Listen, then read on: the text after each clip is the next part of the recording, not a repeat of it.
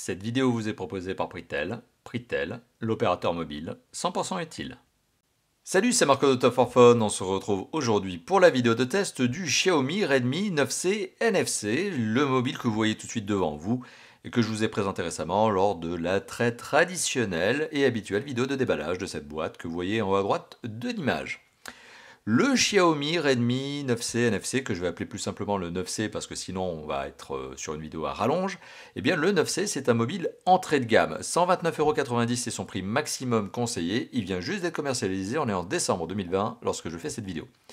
A savoir que ce téléphone existe en deux versions, donc la version que je vous présente aujourd'hui, donc 2 Go de RAM, 32 Go de ROM, et une version 20 € plus chère, qui est une version 3 Go de RAM et 64 Go de ROM, que je ne vais pas vous présenter aujourd'hui parce que je ne la trouve pas très intéressante par rapport en fait à ce mobile.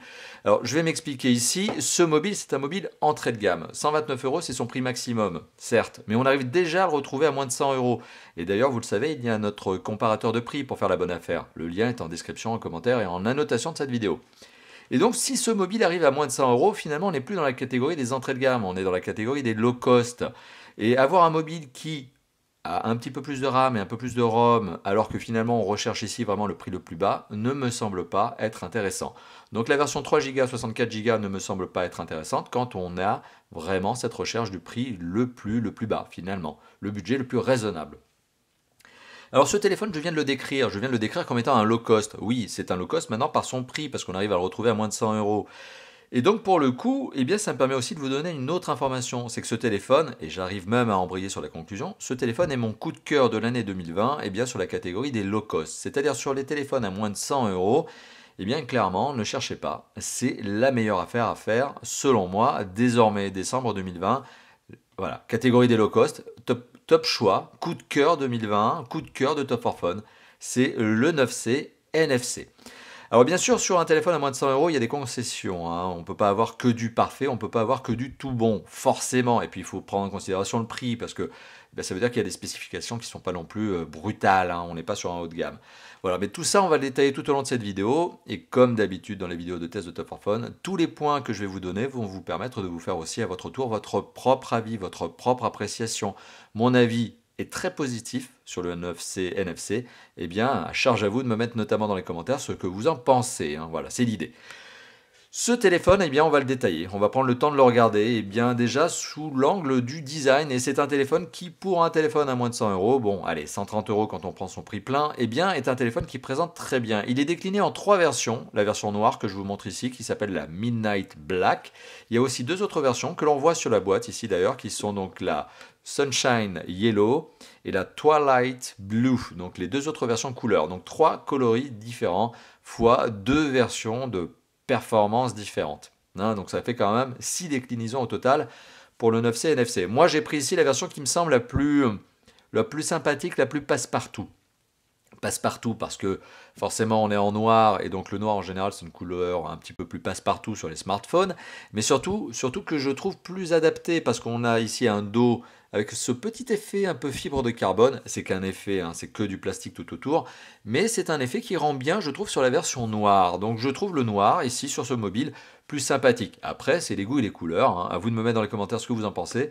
Peut-être que pour vous, ça serait plutôt le bleu ou le orange. Enfin bon, ça, comme je viens de l'indiquer, c'est les goûts et les couleurs. C'est un téléphone qui présente très bien. Je trouve que le design est réussi. Je trouve que même si on est sur un téléphone en tout plastique, eh bien, il y a une bonne rigidité, un assemblage sans faille. Si on fait le tour du propriétaire, on est sur un téléphone qui a malgré tout des dimensions, on va dire, très généreuses. Parce qu'on a un écran aussi qui est un très bel écran. Belle diagonale, sur lequel je vais revenir d'ici quelques instants. On a ici un téléphone qui fait 16,5 cm de long, 7,7 cm de large et 0,9 cm d'épaisseur pour un poids de presque 200 grammes. Il est à 196 grammes, ce qui est un peu lourd, je trouve, pour un mobile construit intégralement en plastique. Reste que, bon, ça se laisse oublier relativement rapidement, hein. Les 196 grammes, au bout de 2 heures, 3 heures d'utilisation, vous ne ferez même pas vraiment attention qu'ils sont là, hein. C'est à peine plus lourd qu'une montre, hein, aujourd'hui. Qu'une montre mécanique, j'entends. Voilà, donc un design qui présente, je trouve, relativement bien. Si on fait le tour du propriétaire, comme je viens d'indiquer il y a quelques instants, il y a quelques petites choses, quelques petits aspects que l'on peut se dire. Notamment en dessous du mobile, sur la tranche inférieure, on retrouve le haut-parleur, sur lequel je vais revenir d'ici quelques instants lorsque je parlerai de la qualité du son. On retrouve le connecteur micro USB. Damn, un micro USB. On est en 2020, il faudrait vraiment passer sur du USB-C, hein, y compris sur les low cost. On a de l'entrée micro primaire, ok. On a ici le slot, ou plutôt les slots, hein, donc une trappe qui permet d'accéder à 2 emplacements de carte SIM format nano et en plus un emplacement micro SD. Ça, c'est un très très bon point.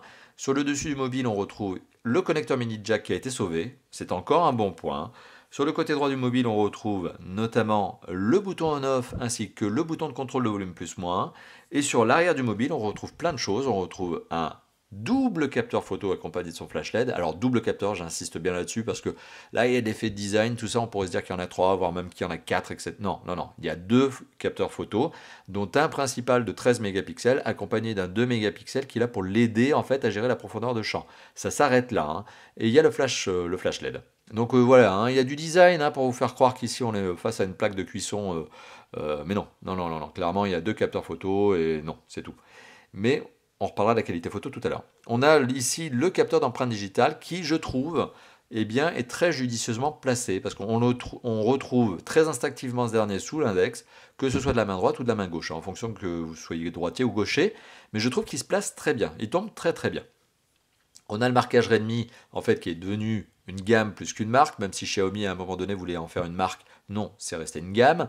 Et puis voilà, globalement, on est sur un téléphone qui présente très bien, bon, qui prend un peu les poussières, mais pas trop. Les traces de doigts, tout ça, non, ça va. Il reste relativement propre, hein, mis à part l'écran, bien sûr, qui est une vitre et qui prend les traces de doigts. Mais le dos en lui-même, bon, bah ouais, cet effet fibre de carbone, tout ça, lui donne un aspect moins salissant. Donc c'est quand même un bon point. Et puis, est-ce qu'on lui met une coque à ce téléphone ? Bon, un téléphone à moins de 100 €, je ne suis pas convaincu qu'on lui mette une coque. Donc globalement, le design devrait rester comme ça. Et les capteurs photo à l'arrière ne forment pas une très grosse excroissance. Une excroissance certes, mais pas démesurée, donc ça va encore. Voilà, donc au niveau du design, je pense pouvoir le dire, vous de me mettre ça dans les commentaires, mais je pense pouvoir dire qu'on est sur un beau mobile, voilà, intégralement construit en plastique comme je l'évoquais, et qui ne peut pas être démonté, hein, parce qu'il faut vraiment, voilà, ça ne se démonte pas trop facilement, il faut quand même avoir un petit peu la main, donc ce qui veut dire que la batterie est figée à l'intérieur du téléphone, c'est un téléphone unibody.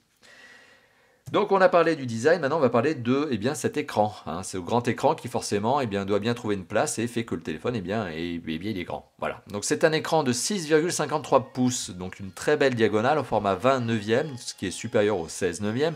Ce qui veut dire que lorsque l'on regarde une vidéo en format natif, 16 neuvième, on va avoir des bandes noires. Ou, et c'est proposé nativement par le téléphone, vous pouvez agrandir l'image, recouper l'image. Bon, ça fait partie des fonctions initiales désormais des téléphones, notamment sous Android 10. Ce qui est le système d'exploitation de ce téléphone. Donc en fait aujourd'hui les téléphones, même s'ils ont des écrans supérieurs à 16 neuvième, arrivent très bien à gérer ce ratio qui est 19 neuvième, 20 neuvième, 21 neuvième parfois. Bon, ici on est sur du 20 neuvième. Alors un téléphone qui a un très très bel écran en termes de diagonale, un très bel écran en termes de format, hein, plus immersif pour certains, qui utilise une technologie IPS, donc qui gère bien les couleurs, il n'y a pas de délire au niveau des couleurs, elles ne sont pas trop vives, elles sont plutôt stables, normales j'ai envie de dire. Le contraste est celui d'un écran IPS, donc c'est pas non plus bluffant comme pourrait l'offrir un AMOLED, un OLED, mais ça reste un bon contraste. Au niveau de la luminosité, on est ici sur un téléphone qui pêche un peu malheureusement parce que les 400 nits revendiqués par le constructeur, moi personnellement j'ai beau faire le test avec mon petit matériel, je ne trouve que 310 nits au mieux. Ce qui veut dire que lorsque l'on est face à la lumière du soleil, oui, ce téléphone aura du mal à vous permettre de regarder l'image. Parce que le téléphone aura tout simplement du mal à contrebalancer la forte lumière ambiante. Lumière du soleil, lumière chez vous, etc. Voilà, s'il y a trop de lumière, le téléphone va avoir du mal à contrebalancer. Bon. Ça, c'est parce qu'il manque de nits, je trouve, cet écran. Et contrairement à ce qu'affirme le constructeur, 400 nits, moi, j'ai pas réussi à les trouver. Hein. J'ai beau faire plusieurs fois le test, j'ai trouvé que 310 nits, même en mettant la luminosité au max. Alors, il y a peut-être des options cachées, des trucs un petit peu obscurs dans les paramètres de ce mobile. Je les ai pas trouvés. Bon, soit, 310 nits, je reste là-dessus. Le téléphone dispose aussi d'une netteté d'image relative. Alors je trouve que l'on a plaisir à regarder des vidéos sur ce téléphone. Regarder des vidéos, vidéos YouTube, ou regarder Netflix, ou regarder ce que vous voulez, Disney+, etc. Parce que les applications sont possibles, hein, sont compatibles avec ce téléphone. Bon, ça passe. Moi, sur ce téléphone, donc qui est un low cost, forcément, je fais cette concession de la netteté d'image. On n'est pas sur du 4K, on n'est pas sur du 1080p, on est sur du 720p.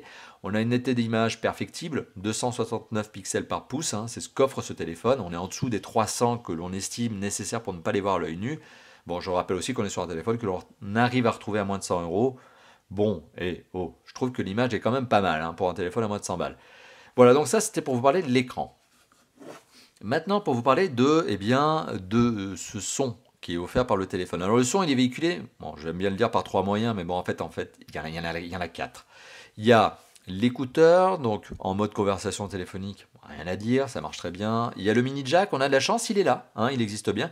Et d'ailleurs, avec le téléphone, est fourni, si vous l'achetez en France avec la version française, hein, moi je l'ai acheté sur la boutique officielle de Xiaomi, ce téléphone est fourni avec le kit piéton, hein, tout simplement. Donc un kit piéton qui fait bien son travail, qui vous dépannera au moins au début. Moi j'aime bien utiliser par contre mon casque filaire, parce que j'ai un casque filaire que je préfère utiliser. Bon, après, on a aussi du Bluetooth 5.0 parce qu'aujourd'hui, bon, bah, j'imagine qu'utiliser le Bluetooth 5.0 avec des écouteurs sans fil ou un casque sans fil, etc., ou même le synchroniser avec sa voiture, bon, c'est très bien. Je crois qu'aujourd'hui, c'est devenu la manière la plus simple et la plus habituelle d'écouter de la musique en fait avec son téléphone. Mais, vous avez, vous vous en doutez, je vous l'ai montré tout à l'heure, un haut-parleur qui se place ici, dont la marque dit qu'il y a de la caisse de résonance, qu'il a du son, quoi. Eh bien oui, je le confirme, il a du son, c'est-à-dire qu'il a à la sortie une puissance assez forte, hein, 130 décibels et plus à la sortie, mais ce son se disperse très rapidement, c'est-à-dire qu'il a absolument aucune portée. Arrivé à 20-30 cm, on est déjà dans les 85 décibels, 80 décibels, donc ce son manque cruellement de portée. Et en plus cruellement d'amplitude. On a énormément de mal à distinguer les aigus, les moyens, les graves. Les basses sont quasiment inexistantes. Donc c'est un haut-parleur qui est capable de vous arracher les oreilles. C'est typiquement le haut-parleur que vous allez utiliser notamment pour votre réveil matin. Et c'est très agréable à utiliser, notamment quand on a un ado qui a du mal à se réveiller. Vous lui mettez ça à côté de l'oreille, ça va lui bousiller les tympans, ça va le sortir de son lit. Voilà, mais c'est le seul usage que je trouve intéressant à ce haut-parleur qui effectivement crie à la rigueur très fort, mais qui manque cruellement de qualité. Mais d'un autre côté, est-ce qu'on écoute vraiment sa musique de cette manière-là? Je ne crois pas. Mais à vous de me mettre dans les commentaires ce que vous en pensez. On a parlé du son, on a parlé de l'image, on a parlé du design. Maintenant, on va arriver aux performances. Est-ce que ce téléphone est une bête de course, comme j'aime bien le dire? Est-ce que c'est une brute? Est-ce que c'est une brute de compétition? Est-ce que c'est une bête de compétition? Eh bien, non. Voilà, non, clairement non, parce qu'on est sur un mobile à moins de 100 euros, je le rappelle. 98 000 points sur Antutu, donc bon, on arrondit à 100 000 si vous voulez, pour être généreux, sur la version 8.4.9, donc on peut aussi arrondir à la version 8.5. Bon, 100 000 points sur Antutu, c'est pas GG, mais parce qu'on est ici en face d'un téléphone qui a des composants qui sont des composants de low cost, il n'y a pas de mystère. On est sur un processeur 8 cœurs certes, mais qui est un MediaTek Helio G35, donc c'est du très entrée de gamme. On a un processeur graphique qui est un PowerVR ROG GE8320 qui parlera aux connaisseurs, voilà, sur lequel je ne vais pas m'attarder. C'est pas une bête de course parce que les composants sont pas non plus bluffants. C'est pas une bête de course parce que non plus on a 2 Go de mémoire vive. Alors je rappelle, il y a une 3 Go de mémoire vive en version 3 Go de mémoire vive, mais pour moi c'est pas intéressant. Donc autant rester sur la 2 Go. Bon, le choix de ces composants sont logiques. Un prix bas, forcément composants entrée de gamme, voire même low cost. C'est le cas ici. Malgré tout, on a beau être sur un téléphone qui a 100 000 points en tout, eh bien on est sur un téléphone qui arrive à jouer à PUBG mobile sans aucun problème. Et ça, c'est notamment lié à son écran 720p, parce que comme on est sur un écran 720p et pas 1080p, ce qu'on aurait pu souhaiter pour avoir une meilleure qualité d'image, mais comme on est sur un écran 720p, le téléphone a besoin de moins de puissance de calcul pour avoir en fait cette qualité d'image 3D. Et du coup, on est ici sur un téléphone qui se débrouille bien pour du PUBG mobile, par exemple, mais pas que, vous avez tout un tas de jeux 3D que vous pouvez faire fonctionner sur ce téléphone. PUBG mobile, c'est celui que j'utilise notamment pour mes benchmarks, et ça marche très très bien. C'est aussi le petit jeu que j'aime bien faire pour mon propre plaisir, mais ça c'est autre chose. Voilà, donc c'est un téléphone qui arrive à jouer à PUBG mobile de manière fluide. Certes, la qualité graphique n'est pas bluffante parce qu'on n'a pas tous les détails à fond, c'est normal. Mais c'est un mobile qui arrive à jouer à des gros jeux 3D et faire tourner toutes les grosses applications du Play Store. Il n'y a pas de problème là-dessus. Donc voilà, 100 000 points, finalement, ça suffit. A priori, il n'y a pas besoin de plus pour faire tourner un téléphone et faire tourner des gros trucs. Bon, et bien comme quoi, finalement, un low cost d'aujourd'hui, c'est pas si mal. Au niveau de la connectivité, alors je vais y arriver parce que j'ai quand même oublié un petit point. La mémoire de stockage. Alors comme je vous l'ai dit tout à l'heure, il y a deux versions. Il y a la version 32 Go, c'est celle-ci, celle que je vous présente, et la version 64 Go qui vaut 20 € plus cher. Je trouve que cette version 64 Go n'est pas forcément très utile, sachant que la version 32 Go, lorsque vous l'allumez pour la première fois, eh bien, vous en laisse quand même 24. C'est-à-dire que vous avez 24 Go de mémoire de stockage disponible pour vous, pour installer les applications, pour installer, je ne sais pas, les jeux, pour installer vos premiers MP3, si vous voulez les installer plutôt que de les streamer, etc. Bon, Globalement, je trouve que c'est largement suffisant pour un téléphone de cette catégorie. Vous avez, je le rappelle malgré tout, la connexion, enfin en tout cas l'emplacement micro SD disponible, hein. Pas besoin de sacrifier la carte SIM numéro 2, hein. La carte SIM format nano numéro 2 n'a pas besoin d'être sacrifiée pour mettre cette micro SD, hein. On a 3 emplacements, j'aurais probablement mis une incrustation image pour vous montrer à quoi ça ressemble, mais bon, bah, si vous voulez plus de mémoire, de micro SD, aujourd'hui une micro SD de 64 Go, ça vaut même pas 20 € sur le web, hein. Donc bon, voilà, donc j'aurais tendance à dire que si vous avez besoin de plus de mémoire, il y a le cloud, que je suis pas très très fan du cloud, mais il y a aussi les micro SD. Solution de secours, si jamais vous avez envie d'ajouter de la mémoire par la suite. Maintenant, pour parler de la connectivité, parce que bon, question connectivité quand même, j'allais en parler, et donc, hop, connectivité. Alors, quelle est-elle? Eh bien, ce téléphone offre une connectivité, eh bien, sympathique, mais... Alors, sympathique, oui, parce qu'on a 2 emplacements de carte SIM et une micro SD. Ça, je mets ça de côté. Les emplacements de carte SIM, je viens de l'indiquer, sont format nano. On a de la 4G, 4G LTE, avec toutes les fréquences nécessaires, notamment pour la France. On n'a pas de 5G, faut pas non plus délirer. Déjà, de toute façon, la 5G en France, elle n'existe pas vraiment. Et puis, d'un autre côté, les téléphones 5G valent beaucoup plus cher. Bon, on met ça de côté. Donc, on a de la 4G LTE qui marche très bien. On a du Bluetooth 5.0, du Wi-Fi, ok. Wi-Fi précisément que je vais vous donner en termes de capacité, c'est du BGN, donc il manque le A, il manque le AC, mais bon, pas très grave, tant pis, pour un téléphone de cette catégorie, on l'accepte. Le téléphone est aussi doté du AGPS, donc le réseau de satellite américain, GLONASS, donc le réseau de satellite russe, et BDS, Beidou, le réseau de satellite chinois, pour vous permettre d'accroître la rapidité et la précision de localisation. Mais à ce titre, justement, eh bien, je vais vous indiquer que ce téléphone manque eh bien, de, ici on le voit ici, Magnetic Sensor. Et le Magnetic Sensor, qu'est-ce que c'est? Ben, c'est la boussole. Ce téléphone n'a pas de boussole. Alors, le problème d'un téléphone qui n'a pas de boussole, c'est que par exemple, lorsque vous utilisez un logiciel de navigation, un logiciel GPS, hein, eh bien, Google Maps, Waze, eh bien, ce logiciel va mettre, on va dire, quelques mètres, quelques secondes avant de savoir dans quelle direction vous allez. Puisque comme il manque la boussole, le téléphone est juste capable de vous donner un endroit, c'est-à-dire la position à quelques mètres près où vous vous situez, mais il est incapable de définir si vous êtes au nord, au sud, etc. Et ça, en fait, le logiciel va le déduire par rapport à votre déplacement. Eh bien, ce déplacement, comme il manque la boussole, eh bien, c'est un déplacement qui va prendre plusieurs secondes, plusieurs mètres. Si vous êtes à pied, c'est quelques centaines de mètres avant que le téléphone ne sache vraiment dans quel sens vous allez. Et c'est là où, justement, l'absence de boussole peut être un peu embêtant. Quand vous êtes en voiture, ça ne se ressent pas trop, parce qu'au final, en voiture, faire 100 mètres, ça dépend sur quel type de route vous êtes, mais ça va vite. Être à pied, par contre, faire la centaine de mètres, eh bien, vous allez mettre quelques secondes. Et quand vous allez vous rendre compte que vous n'êtes pas dans la bonne direction, parce que vous avez une chance sur 2, eh bien, l'absence de boussole, c'est problématique. Voilà donc le type d'absence de capteur qui peut être pénible. Il manque aussi le gyroscope. Alors, il y a bien de l'accéléromètre, mais il manque le gyroscope, donc pas de réalité virtuelle, pas de réalité augmentée avec ce téléphone. D'un autre côté, il n'est pas vraiment fait pour.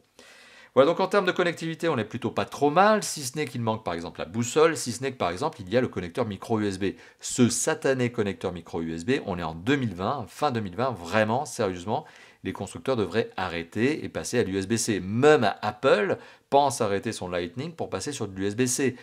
Donc à un moment donné, il faut arrêter ce genre de connecteur, quoi. Le micro USB, c'est has-been, clairement has-been. Voilà, on est en fin 2020, il faut vraiment arrêter ce genre de choses. Mais ça se comprend, parce que petite parenthèse, la plateforme technique qui est derrière ce téléphone, hein, qui est dans ce mobile, la plateforme technique, elle n'est pas toute neuve. C'est une plateforme technique qui a probablement été recyclée, dans le sens où elle a été retravaillée, réoptimisée, mais que le connecteur qui est sur la carte mère, lui, n'a pas été retravaillé. Donc on est probablement sur une plateforme technique qui date un peu, mais qui, voilà, n'a pas été remise au goût du jour, notamment sur le connecteur. Et c'est là où justement on sent qu'on est sur une techno qui est un petit peu âgée. Voilà, donc c'était la petite parenthèse que j'avais envie de faire sur ce connecteur micro USB qui, je le trouve, est complètement has-been sur un téléphone, fin 2020 quoi. Mais par contre, en termes de connectivité, il y a quand même un aspect qui est sympathique en plus, c'est notamment le capteur d'empreinte digitale. Alors franchement, il tombe très bien sous l'index, ça je vous l'ai dit, que vous soyez droitier ou gaucher, mais en prime, il est efficace. C'est-à-dire que, j'ai pas réussi à le bluffer avec un autre doigt que celui que j'avais saisi. Bon, déjà, donc ça veut dire qu'il est relativement sécurisé, ce capteur d'empreinte quand même, c'est pas un fake. Et deuxièmement, il marche bien, il marche vite. Et là, j'aurais probablement mis une incrustation vidéo encore pour vous permettre de voir le truc, mais c'est que j'aime bien, lorsque je fais mes tests pour voir si le capteur va en fait être paumé ou pas paumé, je fais une séquence de plusieurs dizaines d'ouverture, fermeture, ouverture, fermeture. Et je regarde si à un moment donné, il y a de l'erreur. Et bien, il n'y en a pas eu. Donc ça veut dire que le téléphone eh bien, a un capteur d'empreinte digitale qui s'en sort très très bien. Très très bien et qui est réactif, qui ne se laisse pas avoir et qui est réactif. Donc c'est un vrai capteur d'empreinte digitale. Bon point supplémentaire à mettre au compte de ce fameux 9C. Alors, pour le coup, on a d'autres aspects sur ce téléphone, bien sûr, vous vous en doutez. Alors, il y a l'aspect notamment système d'exploitation. Je ne vais pas m'attarder là-dessus parce que, deux choses. Premièrement, ce système d'exploitation, c'est un système qui est, de nos jours, relativement connu, on va dire relativement maîtrisé. C'est la version 10 d'Android, un système qui est mature, complet, performant, marche très bien.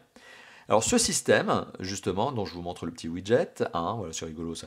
Ce système sur lequel justement, eh bien, Xiaomi a placé sa surcouche. Alors je sais que les puristes me diront que c'est pas une surcouche mais un fork, à savoir un dérivé et non pas un design qui a été mis dessus. Mais moi j'aime bien dire surcouche et puis je fais ce que je veux. Donc on est bien sur une surcouche fork pour les puristes qui s'appelle MIUI, donc MIUI, un Xiaomi, MI, et UI User Interface. Donc c'est la version 12 hein, qui est bien à jour au moment auquel je fais... Ah bah non, bah tiens, regardez, hein, au moment auquel je fais ces vidéos, et bien maintenant on me propose une mise à jour. Il y a une heure, c'était pas le cas. Et ça me permet aussi de vous dire un autre truc. Bah d'ailleurs, tiens, bingo. Ça me permet de vous dire que Xiaomi fait énormément de mises à jour sur ses systèmes d'exploitation. Alors on pourrait se dire, mais c'est bizarre, est-ce qu'il y en a vraiment besoin? Bah, d'un autre côté, oui, parce que ça permet notamment au système d'exploitation d'être toujours bien frais, de ne pas avoir de failles de sécurité. Et Xiaomi est sans doute le constructeur aujourd'hui au monde qui offre le meilleur suivi au niveau de son logiciel.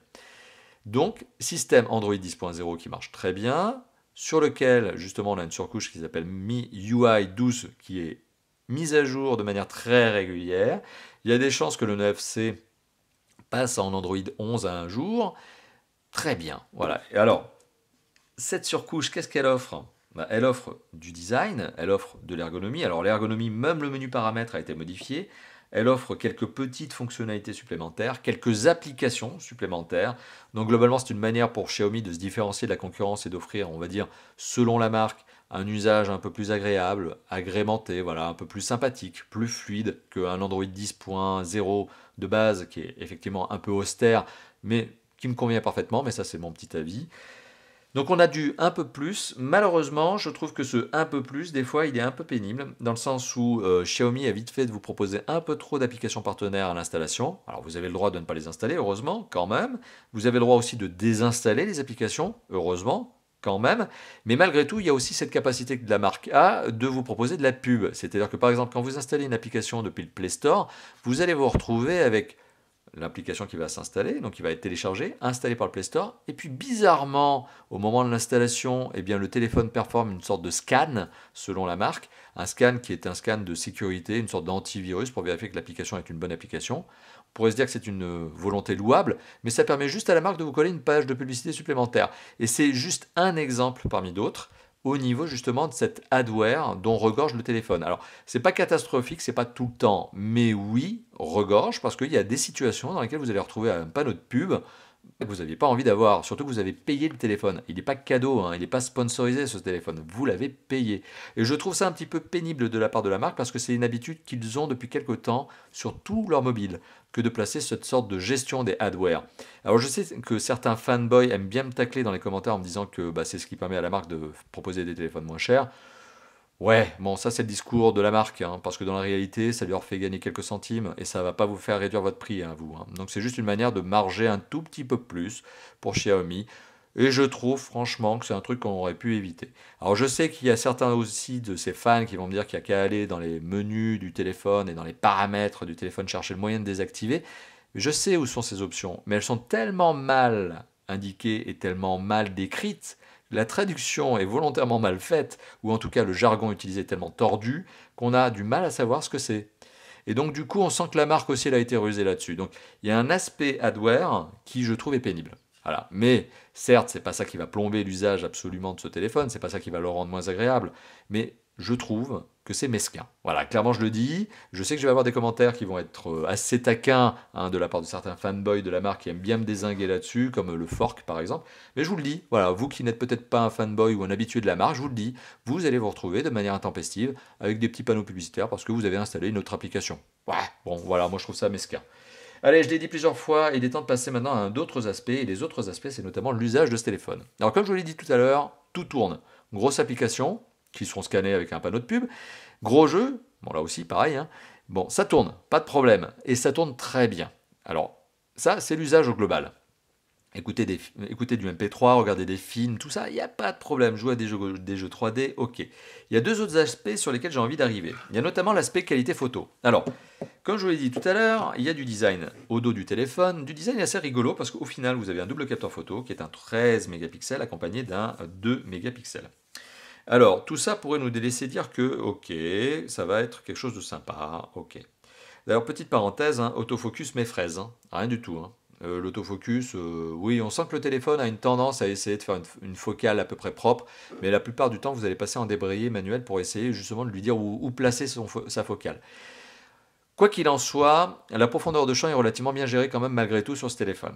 Déjà, premier point. La gestion des couleurs est plutôt bonne, c'est-à-dire qu'il n'y a pas d'aberration chromatique excessive, et par contre, oui, la photo manque de netteté, dans le sens où on est sur un capteur de 13 mégapixels, là où aujourd'hui on trouve des concurrents qui offrent des 20, voire même des 48 mégapixels, mais bon, forcément ils sont plus chers, hein, ces téléphones.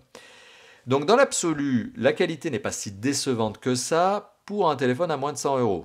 Mais dans l'absolu, c'est clair que ce n'est pas la meilleure des qualités photo. Ce que je dis a l'air d'être une évidence, et pour renforcer mon propos, je mettrai, si ce n'est pas déjà fait, des incrustations, justement des photos prises avec ce téléphone. D'ailleurs, je rappelle que sur le site même de Top 4 Phone, sur le site et l'article de test de ce mobile, vous avez les fichiers natifs. Hein. Les photos que je vous montre, eh bien, elles sont pleine résolution. Donc si vous avez envie de vous faire une idée avec les fichiers natifs, hein, les bruts, eh bien, vous pouvez les regarder. Ça, c'est pour la qualité photo dorsale. Allez, je vais dire que ça passe, c'est passable. Pour un téléphone à 100 euros, je vais même dire que c'est convenable. La qualité photo frontale, donc elle est liée à un capteur de 5 mégapixels. Salut la caméra, coucou le setup. Ce capteur photo frontal 5 mégapixels prend efficacement les photos. Vous voyez, c'est rapide, c'est vif. Pas d'effet de gestion de profondeur de champ, il n'y a qu'un capteur, 5 mégapixels. Bon, si vous voulez gérer la profondeur de champ, il serait aux fraises. Donc du coup, qu'est-ce qui se passe? Bah, c'est que les photos, elles sont pas si mauvaises que ça, mais 5 mégapixels, ça manque de netteté d'image. Donc si vous voulez faire votre beau, votre belle devant le capteur photo, oui, vous pourrez, c'est-à-dire envoyer des snaps, même des Insta, des tweets, ce que vous voulez. Vous faites les photos et vous les envoyez comme vous voulez. Ça, c'est vous que ça regarde. Et bien 5 mégapixels, c'est pas GG en termes de finesse d'image, hein. C'est-à-dire qu'en termes de netteté, ça manque un petit peu, hein. Mais je le rappelle, on est sur un téléphone à moins de 100 euros désormais. Donc globalement, on ne peut pas non plus tout avoir. Donc qualité photo convenable pour un mobile à moins de 100 euros, mais dans l'absolu, bah, c'est pas GG. Mais convenable pour un téléphone à moins de 100 euros. Maintenant, passons à un autre aspect, l'autonomie. Ce téléphone a une autonomie qui est tout à fait bonne. Tout à fait bonne pour plusieurs raisons. Un, les composants ne sont pas des composants hyper gourmands, donc c'est au moins l'avantage de ces composants qui ne sont pas ceux d'une bête de course. C'est qu'à un moment donné, il faut bien que ça se retrouve quelque part. Non, le téléphone n'est pas spécialement énergivore. L'écran lui-même n'est pas spécialement énergivore. Ça aussi, hein, c'est la capacité de luminosité max du téléphone qui permet à ce téléphone de ne pas être énergivore. Donc comme quoi, finalement, il y a aussi un aspect positif à ça. Donc composant raisonnable, luminosité raisonnable, finalement on est ici sur un téléphone qui a en plus une grosse batterie, 5000 mAh, donc c'est pas rien. Et ben on est sur un téléphone qui tient parfaitement 2 jours avant d'être chargé. Voilà, donc bon point, rien à redire là-dessus, c'est un téléphone qui a de l'autonomie. Et c'est finalement peut-être ce que l'on demande aujourd'hui au téléphone avant tout, c'est d'offrir une bonne autonomie. Alors une bonne autonomie qui bénéficie d'un deuxième aspect, c'est-à-dire la recharge rapide. Alors, recharge rapide. Le début de la recharge rapide. Ce téléphone est fourni notamment avec un chargeur 10 watts. 10 watts, c'est le début de la recharge rapide. En dessous, on estime qu'on est sur la recharge standard. En dessous, c'est 5. Hein. Au-dessus, c'est 10. Et après, bon, on va dans les aberrations de dingue de certaines marques qui arrivent même à proposer des 65 watts. Bon, là, ça fuse. Là, on est sur 10 watts. Donc, en gros, ce téléphone va prendre 4 à 5 heures pour être rechargé à fond, hein. De 0 à 100%, c'est 4-5 heures. Hein. C'est long, hein. C'est méga long, même si on a un début de recharge rapide. Voilà, donc c'est la particularité de ce téléphone, c'est heureusement qu'il a la recharge rapide, parce que sinon ça serait l'horreur. Mais même avec la recharge rapide, ça prend du temps, parce que ce téléphone n'est pas non plus un monstre sur cette capacité-là. Et ça, c'est lié notamment au choix des composants, au connecteur micro USB, etc., etc. Et même au chargeur. Voilà, donc on a fait le tour de ce fameux Xiaomi Redmi 9C, NFC, un nom à rallonge. Donc le 9C, on en a fait le tour. Et vous l'avez compris, je vous l'ai dit au début de vidéo, c'est un téléphone qui, même si je lui trouve certains points qui sont perfectibles, eh bien c'est un téléphone qui, pour moi, est un coup de cœur. Dans cette catégorie des téléphones low cost, eh bien c'est presque un coup de frais, presque un vent de fraîcheur ce téléphone, parce qu'il offre quelque chose de cohérent, quelque chose de bien. Voilà, de bien pour 100 euros et moins, on a quelque chose qui est bien pensé, bien construit, bien fini. Bon, ok, le côté hardware de Xiaomi me fout les boules, mais globalement, c'est pas mal du tout. C'est pas mal du tout. Et c'est mon coup de cœur de la catégorie low cost pour l'année 2020 et peut-être même ce début d'année 2021 qui est en train d'arriver. Voilà, donc c'est un téléphone que je vous recommande sans aucune hésitation. Donc si vous avez un budget de 100 euros ou moins, eh bien ne cherchez pas. Cherchez pas, c'est celui-là, c'est le Xiaomi Redmi 9C NFC, dont je vous rappelle, vous pouvez faire la bonne affaire pour l'acheter, hein, tout simplement grâce à notre comparateur de prix. Le lien est en description, en commentaire, en annotation de cette vidéo. Voilà, je n'ai plus grand chose à ajouter si ce n'est merci d'avoir vu cette vidéo, une vidéo qui, comme d'habitude, hein, les tests de Top 4 Fun sont faits comme ça, durent depuis à peu près 30 minutes, parce qu'on est dans des tests exhaustifs, des tests qui vont dans le détail. N'hésitez pas à réagir justement dans la zone de commentaires, dites-moi ce que vous pensez de ce téléphone, dites-moi ce que vous pensez plus largement aussi des tests de Top 4 Fun, et moi je vous dis à très très bientôt pour d'autres vidéos. Et oui, parce qu'il vient d'y en avoir plein, c'est un engagement que je vous ai fait. Vous m'avez apporté vos likes, vous m'avez apporté vos commentaires, parfois même vos abonnements, c'est un bouton qui se trouve ici. Et bien moi, en contrepartie, je vous apporte plus de vidéos, c'est ce que je vous avais promis. Voilà, merci d'avoir vu cette vidéo, je vous dis à très très bientôt pour tout un tas d'autres vidéos, hein, des interviews, des tests, des déballages, plein de choses, en fait, ouais, plein de choses, des vlogs aussi, etc. Allez, à bientôt, ciao ciao.